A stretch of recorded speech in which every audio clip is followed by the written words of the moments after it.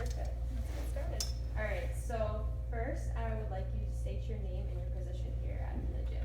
Sure. My name Yeah. is Sara Johnson, and I am one of the owners at the gym, and I'm a personal trainer and an instructor as well. Oh, perfect.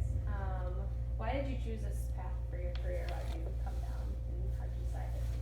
Yeah. For me, the decision was pretty easy since I kind of grew up in this family business, so that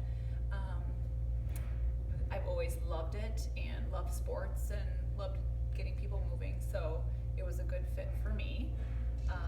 But I really knew in high school that that's the route I was going to go. I was thinking about physical therapy, so Oh, did nice. it. Yeah. Where did you go to school? I went to school at Westmont Small College. Yeah. Is it in That was on Wisconsin? the West Coast, no. Oh. No one's ever heard of it here. Yeah. What does your typical workday look like? Well, now or when I first started? You can do when you first started and then to now and how it changed. Sure. Yeah. So when I first started, when you get into this field, you have to be very flexible because people want to work out sometimes early mornings, sometimes evenings, weekends, and the club is open 24 hours a day, so it is not a 9 to 5 job. So I worked long weeks, 60 to 80 hours a week. So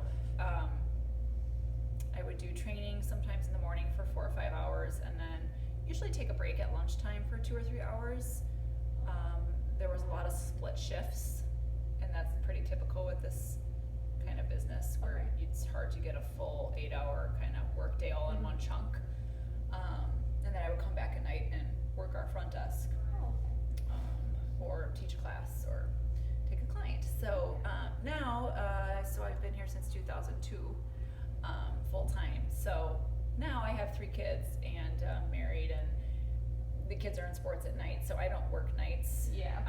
I do work weekends when I can, so I'll teach at least a couple Saturdays a month. I'll teach a class and work my manager shift every 6 or so Sundays. So it's still, even it's flexible, but it still does require some nights and weekends and early mornings. Yeah. So, what are your responsibilities when, either in a class or at a front desk or any position that you've been in? Just go with what it is right now. I'm in charge of 6 of our directors. So we like a little bit more of a hands-off approach. So we have people in charge of all each program, and then I let them go and do their thing, and we touch base every week with each director. So as owners, and so I have 6 of them, and the other owners work with the other ones, and so that only takes up about 5 or 6 of my hours a week, and then my responsibilities for teaching are prep. So usually the night before, I'm making my playlist or trying to memorize my list of exercises that I want to do, and then that day, teaching, I'm trying to keep everyone safe with what they're doing, and at our front desk, it's a lot of service. It's a service business, so it's a lot of people skills and customer service. Yeah. You just talked about your hours. What are some challenges that you faced through this industry and through your job? I think one of the biggest challenges for me is having a flexible schedule. It's both good and bad. Mm-hmm. It's really easy to get caught up in things that maybe aren't worth your time. So every 6 months or so, I have to step back and say, is this really a good use of how I'm structuring my day? Yeah. And you have to be motivated to structure your own day and be disciplined enough to do what you need to do to get things done, because there's no one there watching you punch a clock. Yep. And kind of leaning over you. So that's a challenge. I mean, the other, I would say, biggest challenge is just dealing with unhappy people. It's the hardest part of my job. So. Yeah. So do you make your own schedule or so you okay? Yeah. That's kind of nice too. Most of our employees do. Yeah. Okay. Get to And then make you their own kind of schedule schedule. the gym or the classes around when you want to come in and stuff. Oh, that's nice. Yeah. What's rewarding about your job? What do you like? There are a lot of rewarding things about this industry. I think it's very rewarding to take a one-on-one client and get them ready for their knee replacement surgery and see them successfully come out of that strong beforehand and worked on their balance, and then see them progress and heal quickly and see the fruits of their work is really one of the neatest parts of my job. Yeah. Yeah. So, what is like the employment level for prospects for starting your, this, like as an employee? Yeah. I would say it's a kind of a difficult industry to enter, because not a lot of smaller clubs and studios will offer full-time right off the bat. You often have to, get your foot in the door, whether it be working front desk, plus working in the nursery, and then working teaching, and you have to be a multi-purpose kind of employee to really get going in a place, unless, you've gone for schooling to become one of the professionals in the building, like a personal trainer, or physical therapist, where you enter in with a lot of knowledge and certifications, and you can build your clientele. Even that takes time, I would say, 6 months before a trainer can build up enough hours to feel like they're working full time. Yeah. Do you guys offer any internships or anything like that? Yes, we do. We don't post them anywhere, but we get calls often about them, and it really just depends on what we have going on at the time and how much time our managers can give to that. We can always use people to train. We love to get new energy into the door and help people learn how to teach fitness. Love to keep them around if we can, but yes, we take interns. Yeah. How far, you are a general manager, how far can you go in this field? Is that like the highest you can go, or can you reach higher? So we're not really corporate. We're Okay. just we're a one club, single, privately owned entity. These days, versus 30 years ago, there are lots of huge fitness corporations. Yep. So you do have a lot more opportunity than when my dad started the club in 1987. You have now the capability to go to, say, work in Chicago at a boot camp firm where that's all they do is franchise boot camps around the country or license them. You could work on a cruise ship, working your way up to managing their fitness programs for people that travel. So there are a lot of places in the world that utilize fitness now that maybe didn't before. So in a small business that's family run, unfortunately there's probably not a lot of upward mobility for people entering. But people don't generally come into this type of business wanting to be a CEO necessarily. It's more, hey, they just like working with people and doing fitness. So yeah. So you said you went to college on the West Coast. What did you major in? I did a major in business and a minor in fitness. Okay. They didn't have what they have now at your school, which would have been perfect if I could have melded the two together. So. What are your certifications, if you have any?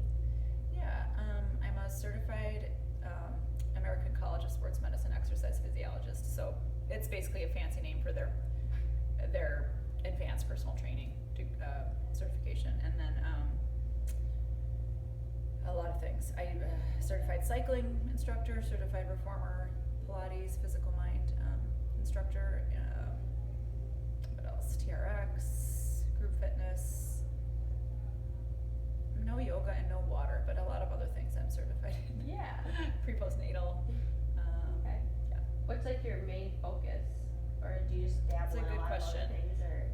Yeah, we have so many different members here, ability-wise, age-wise, that it's hard to specialize here at this kind of facility. So I do teach a fair amount of, I would say, like our higher intensity classes, but then I also teach, like a back care class for people that are dealing with low back issues. So, and I've also taught a lot in the pre-postnatal. So I wish I had a specialty sometimes. Yeah, but you're I don't. everywhere. That's good though, Yeah. too. Is there any advice that you can give to anyone who wants to enter this field, either like education-wise or? Sure.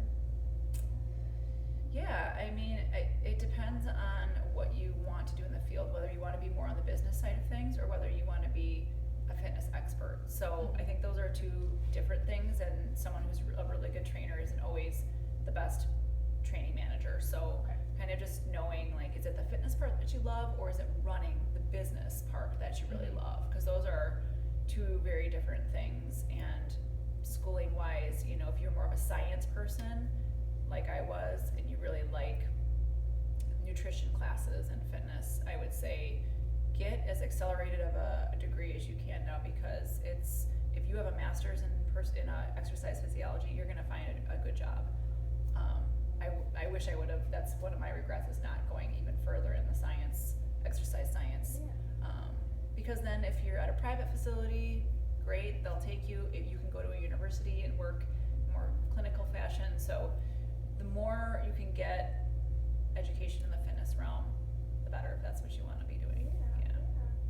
Where do you see the industry going in the next like 5 to 10 years? Do you say? Yeah. Like, It's a good question. It's gonna continue to be digitalized as far as people using apps to sign up for things, but also people using the digital world to do their workouts. And so Mhm. I think clubs like ours are gonna need to find ways to bring virtual fitness into their own facility, and also enable members to access it through their own platform. I think that's gonna be key.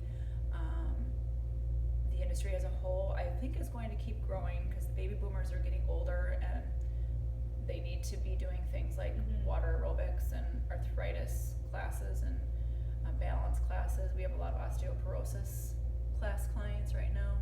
And then we also have the millennials, where about 76% of everyone who in the US who exercises, whether it be at home or at a club or at a studio, they're millennial age. So Mhm. that is where we have to find what they're doing, you know, the studio experience, and bring that into the industry, because they like pretty studios, and Yeah. fun, entertaining workouts. So that's where I think the industry is going, is Yeah. boutiques. Yeah. Have you guys started introducing technology into your gym, or is it? Yeah, Are you that's a in the good question. process of It's, it? yeah, so right now we're more focused on updating our physical building from the inside out. Technology wise, our trainers will use wearables with their clients quite a bit, you know, working on getting them to walk more, and how many steps Mhm. can they get in a day, and monitoring heart rates and things. But no, we are upgrading our software hopefully next year to be able to hold those digital workouts for them. But we're constantly updating machines to be able to plug in different devices. Yeah, I think that's it technology wise. We're a little behind. Yeah. No. Well, that's all I have for you. Okay. Thank you so Sure. much. No problem. Happy to Yeah. help. Yeah. Let thank me know if you think of anything else after. Yeah. You just shoot me an email, or if you need me to Definitely. clarify anything. So, but yeah, you or any friends that you have, if you're ever looking for an internship, or even as a place to teach, you know, we have our instructors start by just taking classes and finding what they like. Is it a paid internship? Or is it? We usually pay our interns, yeah. Yeah, okay. Yeah, we pay our interns. And you know, people, I think clubs in general are always looking for part-time help Mhm. at the desk, nights, weekends. It's a very common shortage in our industry to have Yeah. people that will work